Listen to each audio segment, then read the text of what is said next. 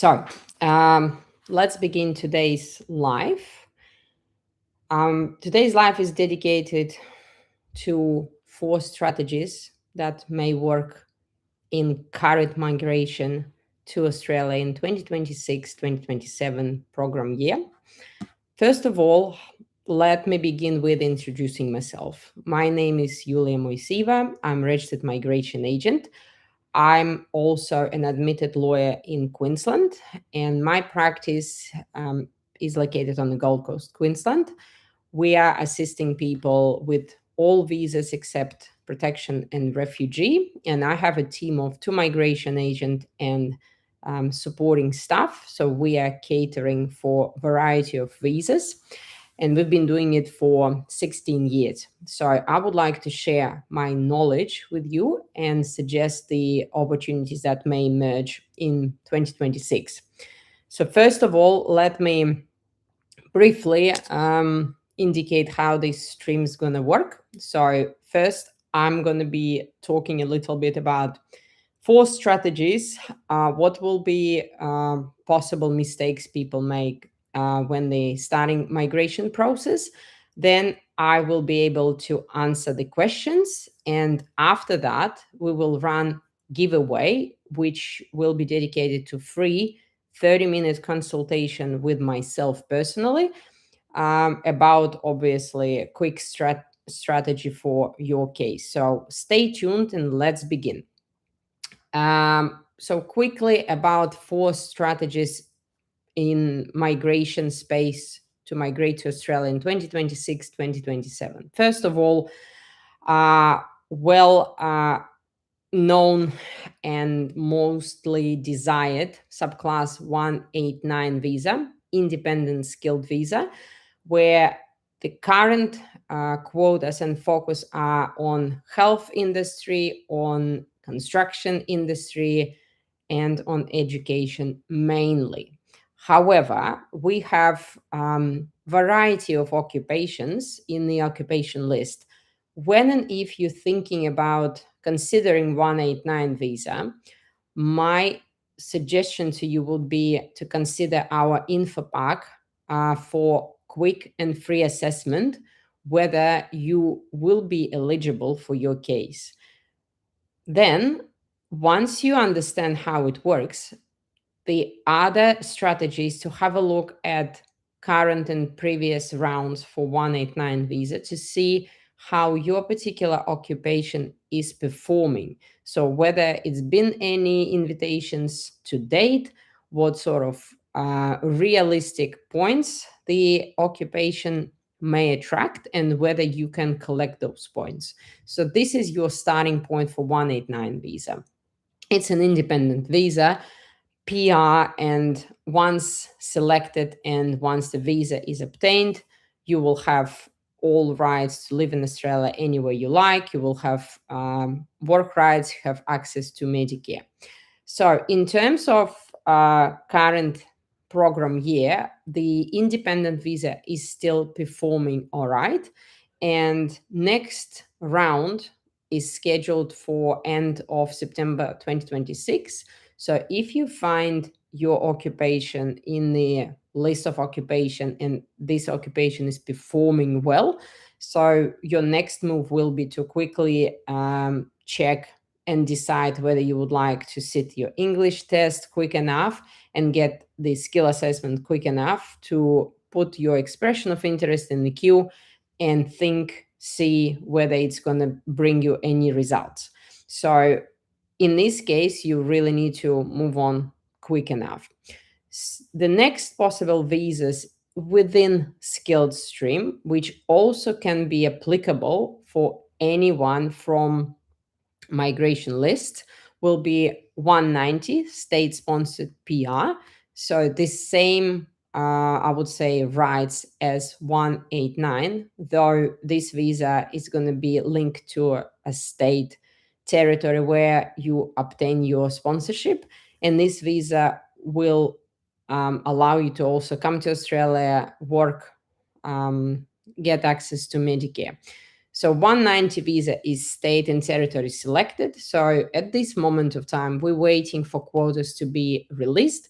and for states and territories to reopen their lists, their requirements, and obviously restart the process of selection of candidates. So usually this may happen around August, September. So every state perform their invitation rounds differently. For some states, you need to lodge expression of interest and registration of interest within that state.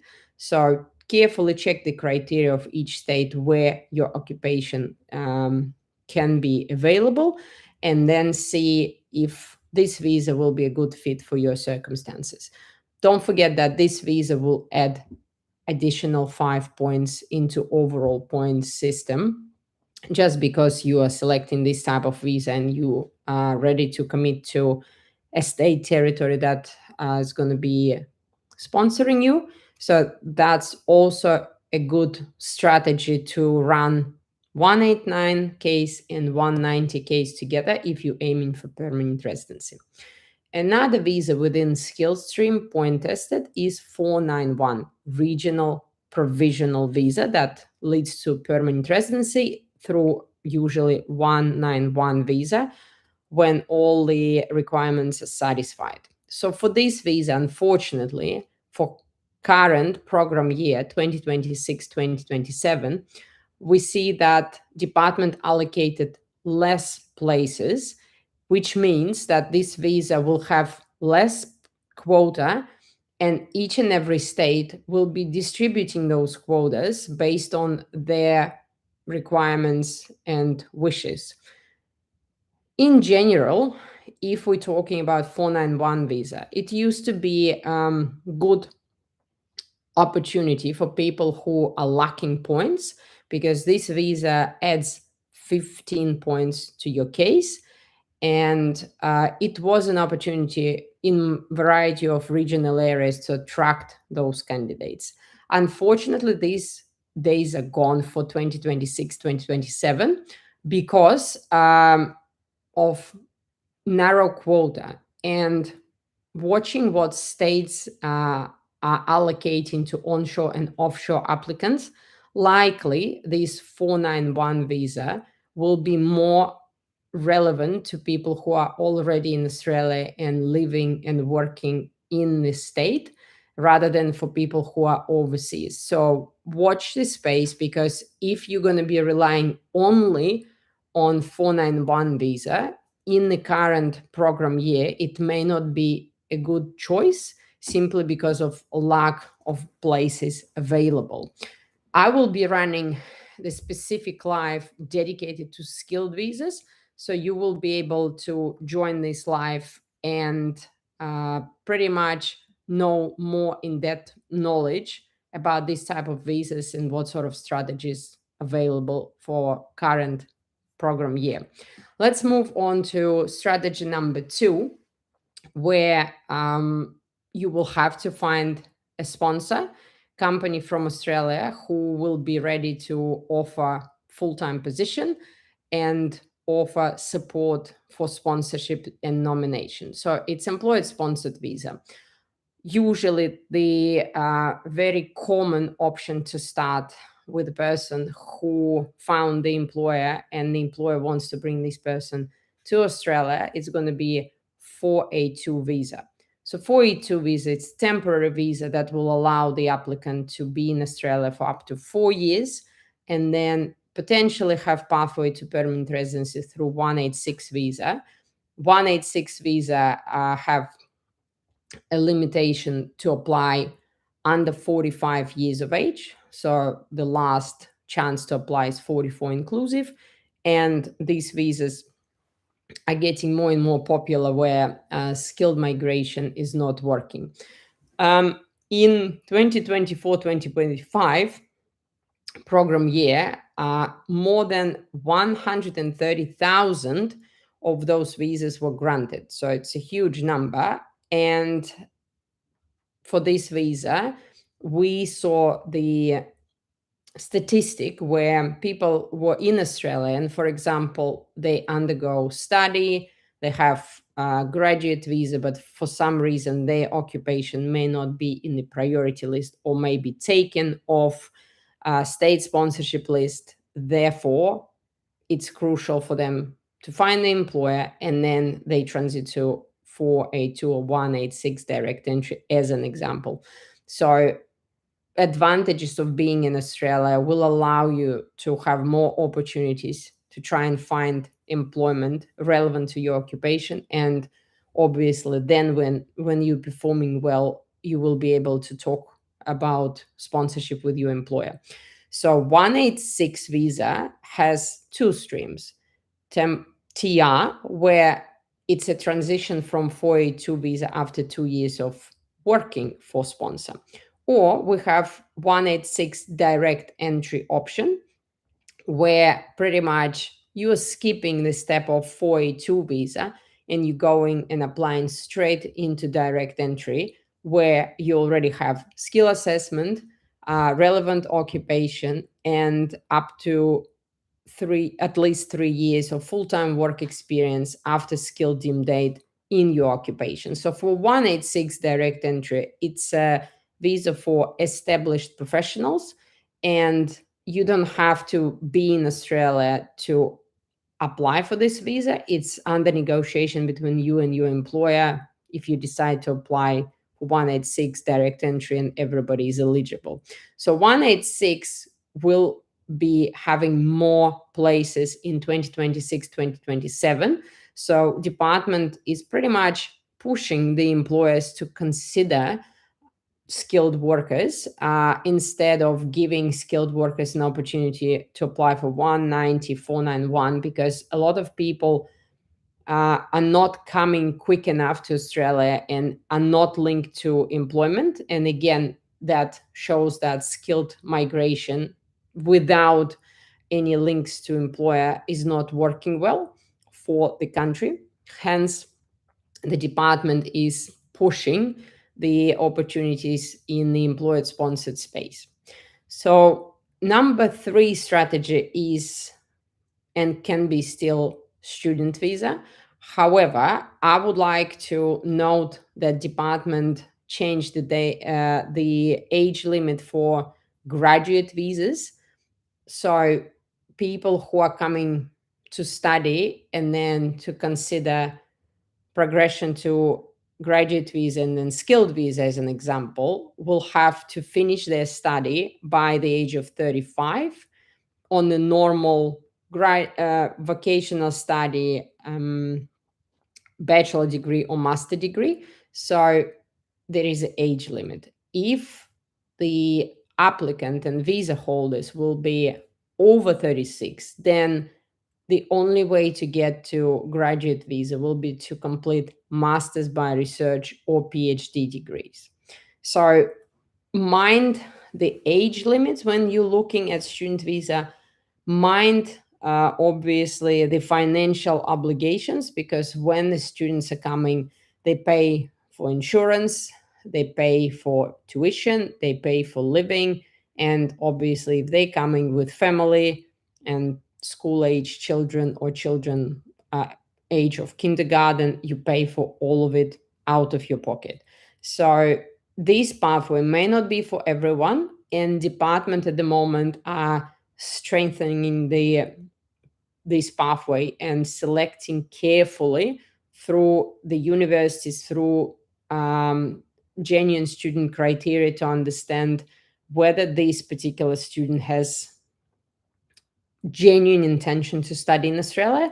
And again, statistically, it's seen that mature students with family, with dependents, may have a higher chances to get refused compared to younger professionals who are coming by themselves or with a partner. So just mind that space. And universities are now really getting tougher on evidence of financial capacity. So the universities will need to know that you're financially stable and be able to support yourself and your family members while in Australia. So universities are very tough in getting genuine student documents, including financials, even if you get through university, you get your confirmation of enrollment, it's not going to be still guaranteed that student visa will be granted. Even if student visa is granted, then please keep it in mind that student visa will not guarantee you get permanent residency. So for normal general student pathway, you study, you work while study, or you're searching for work while study. Once you finish, you get graduate visa. On the graduate visa, you build your career. Again, keep working already full-time with the vision to either try skilled migration or employer-sponsored visa. In the worst case scenario, you can still use partner visa if you are coming to Australia single and then you're searching for a partner. So student visa becomes very expensive and very selective way of coming to Australia. And if you're coming together with your partner, also the good strategy is very crucial, because if you're just coming with any course just because you want to come to Australia and then sort yourself out, it's very poor strategy. So you need to understand what course are you taking, whether it's aligned with genuine student criteria, whether you can prove that you need it to advance your career, where are you going, what sort of location, whether you will have more opportunities in this location in terms of potential work or state sponsorship. So all these factors need to be taken into consideration, and do not rush the decision for student visa. So I will be running separate stream on student visas and graduate visas to explain in more details how this strategy may work. So the next strategy that does not require English and does not have any age limit is partner visa. Partner visa may have, I would say, two streams. Classic partner visa streams, where you need to have a partner who is Australian citizen or permanent visa holder, or maybe a New Zealand citizen for temporary visa. However, then you need to build the relationship with this person, and you may select a variety of visa options.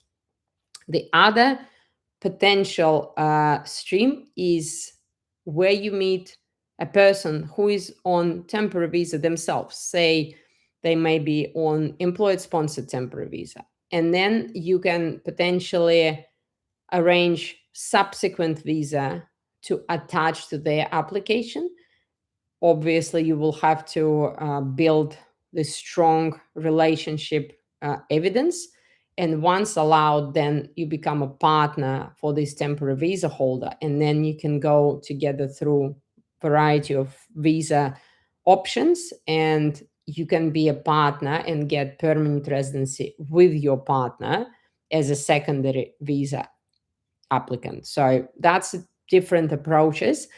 Regardless of the approach, to become a partner or to confirm the relationship, it has to be covering 4 pillars: financial, social evidence, your living together, your plans together, all evidence together, whether your family accept you as a couple. So it's not just a marriage certificate or registration of your de facto relationship. So you really need to focus on proving that your relationship is legitimate and you are considered to be a couple. Again, for this type of visa, I will be running separate stream. So please, if you are more interested in that type of visa, come and join me on the partner visa stream, and we can talk more in detail about this approach. We're also going to be looking at a variety of other visas. For example, humble visitor visa, which is becoming more and more crucial as a very, very first step to come to Australia. For example, you can use visitor visa to come to Australia to have a look at universities or schools for children, or your potential location for future skilled migration. you can come on visitor visa and meet with your potential employees or conduct practical interview. You're not allowed to work on the visitor visa, but you're allowed to meet and greet and get to know each other. Or you can come on a visitor visa to see your partner or to meet your partner in person. So as you can see, it's very initial, I would say, visa that may matter a lot if you're going to be building this further strategy. So with the visitor visa, you will have a lot of opportunities, and we will be running this separate life on that visa alone, because you have to complete the application carefully in the vision depending what further streams you are going to be selecting: employer sponsored visa, partner visa, skilled visa. All the information you would ever provide to department will stay in the department records against your name, and if you provide something not relevant or not correct on the visitor visa, then it may carry that for the rest of your visa history. So you need to be careful what are you providing to the department. We also will be running the separate streams on parents visa, because once people are settling in Australia or about to get permanent residency, there will be a discussion. All right, now we sorted how we're going to get our parents here. So that's a separate area to talk about. And I will be running also a stream dedicated to work and holiday visa. So if you're interested in any of these streams, please register using the link, and then we'll send you a notification once your stream will be about to go live. So let's discuss now common mistakes when you're choosing some strategies how to come to Australia. First of all, the common mistake is to not to have any strategy. So just come quickly to Australia and visit the visa, and then whatever happens. Or some sort of misconception that if you're coming to Australia and visit the visa, you will very quickly find a sponsor and convert your visa. So that is not true. It's a myth. Reason for that is you can use that strategy to come on the visitor visa to find a sponsor and possibly convert 600 visa into employed sponsored visa. But you need to come prepared. You need to know what occupation you're going to be claiming. You need to know whether you need skill assessment. How is your English test? Do you have results? Do you have an interest from potential employers? So it's a lot to consider before even you come to Australia. Because if you're coming to Australia without a plan on a visitor visa, the time runs very quickly and you will not be able to achieve any fruitful results.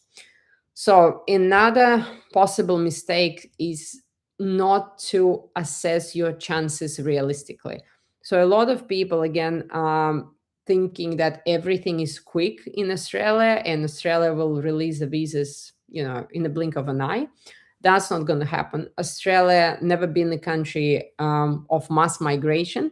So Australia still remains a country of selective migration based on country priorities, etc. So you really need to consider whether you have realistic chances, for example, through skilled visa or through employed sponsored visa, or whether it's good opportunity for you to come on student visa. So this needs to be assessed properly so you will understand your true pathways for your case, and then you can consider whether you want to take it or not.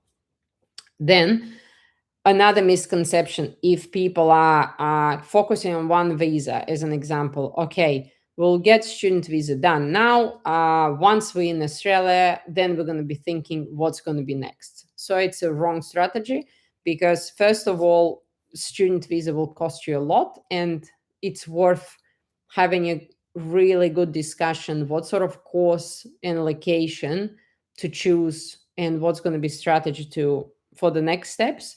Because once the person is coming I don't know, let's have a good example. If IT specialist is coming to study in Tasmania in a vision to find a job there, unlikely going to happen because Tasmania is not a market and not a location for IT specialists. So it's a lot of things to consider even for student visa. So once you in Australia, if you didn't have a strategy prior, my recommendation will be to have strategy once you are in Australia, and don't take too long, because a lot of students hopping on more and more student visas just to extend the stay without any solid plan what are their steps to basically achieve permanent residency. And once they are in Australia, say for 5 years, we have no solid and consistent employment history. Everything is messed up and nothing can be emerged from that situation. So you really need to understand what sort of plan and steps you need to take. And obviously, following those steps, you still need to be alerted if any changes in migration strategy happen because of changes of legislation. So it's all ongoing. And even if you have a strategy, it needs to be reviewed if and when, obviously, we have any changes in migration legislation.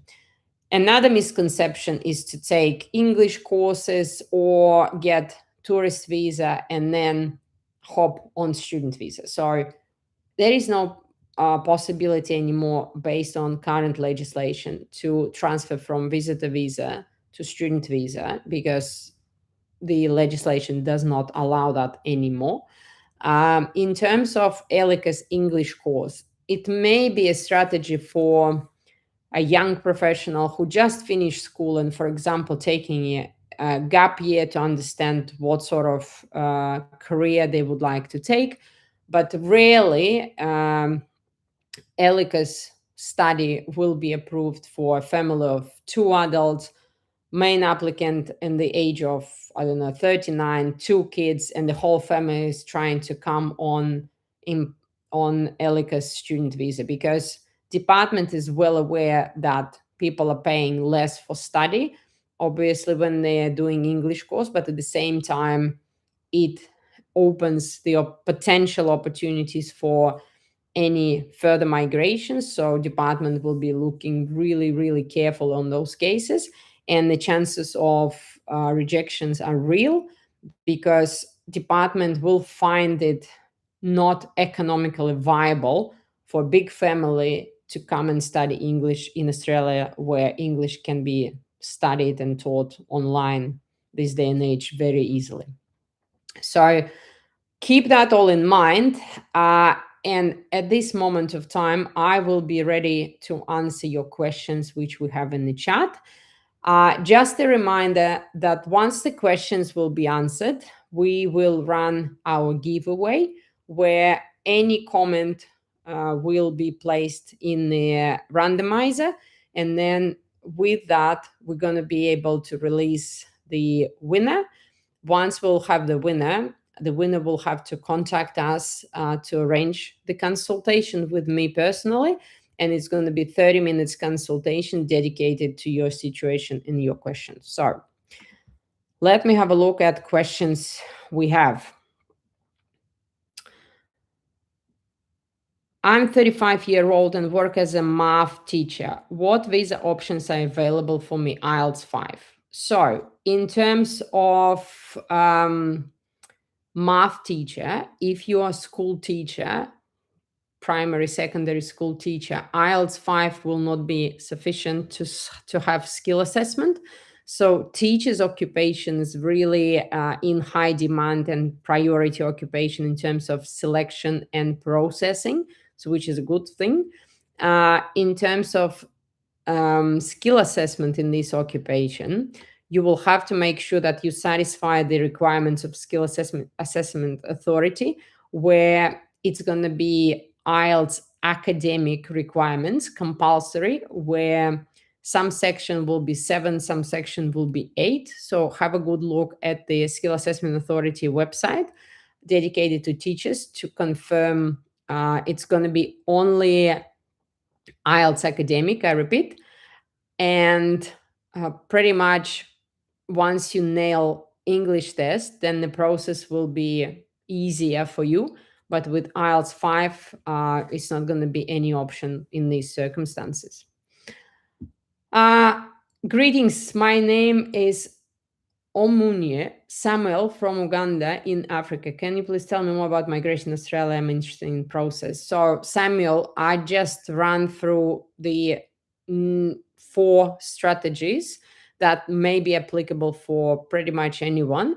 Then, if you're going to be interested in some particular visas, we will be running dedicated streams for that.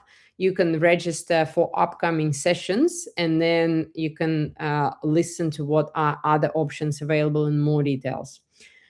I have a question about 491 process. I held 2 positions simultaneously as a science and technology company. Can I use the experience to describe 2 separate work experiences in my CDR? So if I'm understanding this correctly, so you're trying to get skill assessment through Engineers Australia. If that's so, you will have to find 3 career episodes to describe in order to get through skill assessment. Is there a quota for numbers of partner visa for Australia per year? Mark, is going to be quotas for family stream visas anyway. In terms of processing time, we are talking about 1.5 years as a minimum threshold at the moment, even can be longer. So the department is usually using the quota for family stream, which includes partners as well. So I will not be able to distill how many partner visa quotas we have per year. And can I use my other experience at a different company, the 3rd work experience in my CDR? So if again we're talking about skill assessment under Engineers of Australia, you can use any company. You can prove work which you've done before for your CDR. So it's not necessarily has to be one company for 3 episodes. You can mix and match. It depends how many companies you need and how many companies you have, and whether obviously these episodes will be relevant to that occupation you are seeking skill assessment under. All right. So we've got our questions. If there is no more questions, we will be running our giveaway in a moment. So that's going to be very quick giveaway. And then we're going to be posting the answer in a moment in the chat, because the randomizer will be having really unbiased results based on everybody who commented, and then we will see who is going to be the winner of our giveaway for this session. Just give us a moment.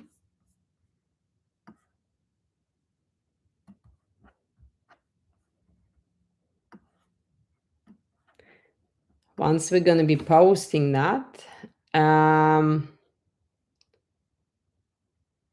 the winner will have to contact us to arrange the 30-minute session, and we will be able to offer afternoons in Australia, and it's going to be pretty much, if you are either in Australia or overseas, it should fit anyone's schedule. One more question. I already have skill assessment code 312111 issued in December 2023. It says that I already worked for 7.15 years, but now on 2026, can I still use that skill assessment? But it says my experience 10 years.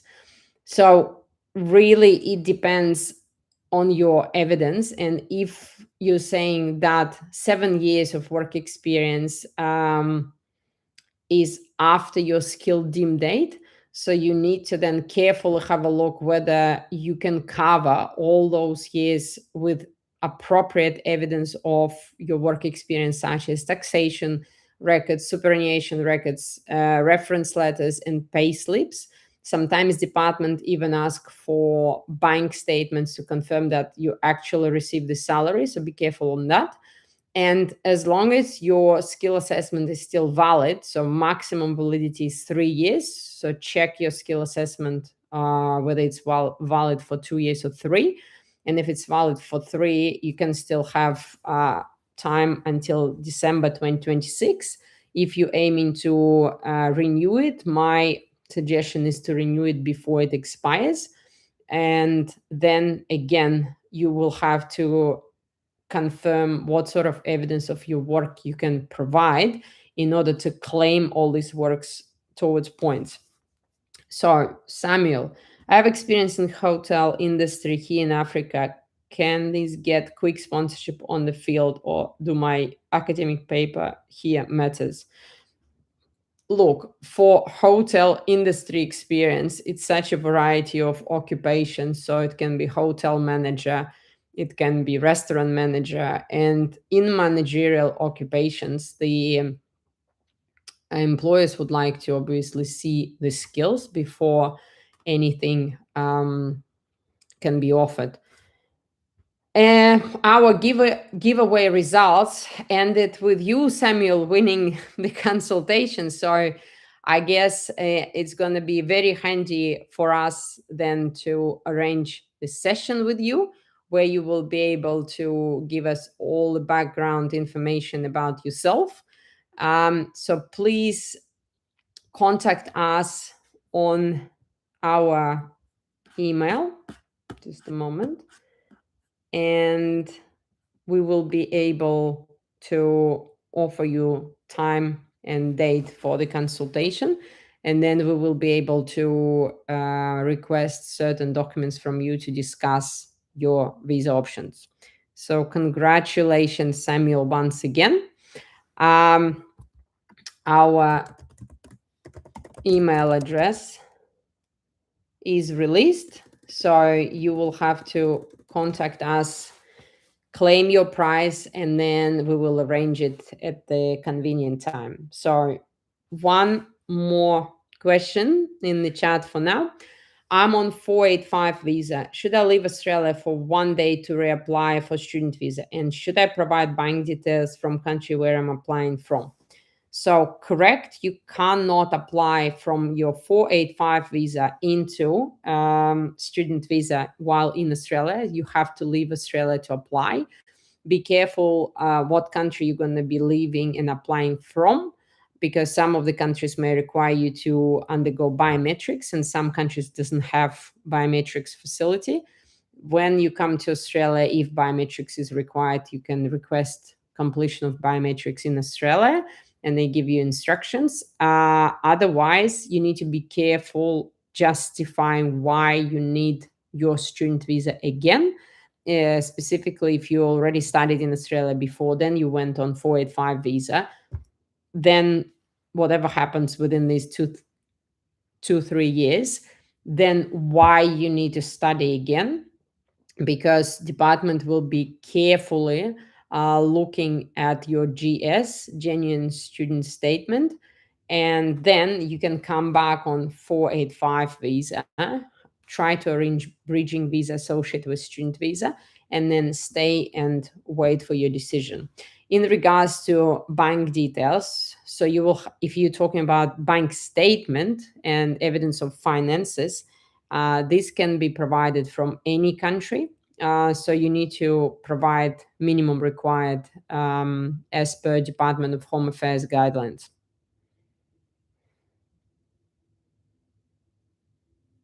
All right, I can see that it's no more questions. So thank you very much for all who participated in the stream. I really appreciate your time and your comments. So Samuel, please send us an email, and then we're going to be able to book a session with you. For those who just joined, so we are closing this session now. If your inquiry is about student visa, I can see, then please join our specific session on student visa. We have comment above how to join our dedicated sessions, and you will be able to ask those questions in the dedicated session. Thank you very much, everybody. Have a good evening, day, or night, wherever you are. Thanks.